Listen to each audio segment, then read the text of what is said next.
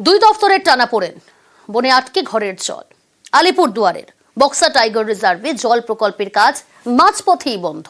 অভিযোগ, নিয়ম মেনে না করায় জনস্বাস্থ্য কারিগরি দফতরের কাজ বন্ধ করে দিয়েছে বন দফতর।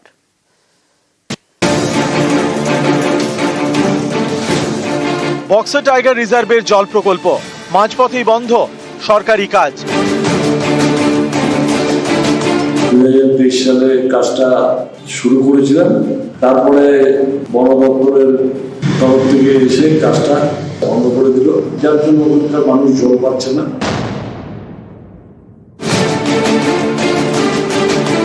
আলিপুরদুয়ারের বক্সা টাইগার রিজার্ভের পূর্ব গরম এবং পশ্চিম গরম এলাকা।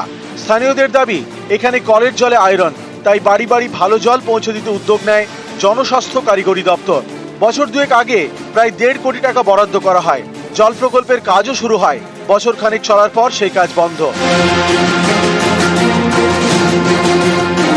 অলরেডি কাজ হয়ে গেছে, ফরেস্ট ডিপার্টমেন্ট বন্ধ করে রাখছে। কিসের জন্য বন্ধ করে রাখছে জানি না। আমাদের কলের জল খারাপ, আয়রন বের হয়, এটা খাইয়ে জল খেয়ে আমাদের এখানে রোগ রোগী অনেক হয়। মাঝপথে হঠাৎ বন্ধ হয়ে গিয়েছে জল প্রকল্পের কাজ। স্থানীয় পঞ্চায়েত সমিতির দাবি, পিএইচির কাজ বন্ধ করে দিয়েছে বন দপ্তর।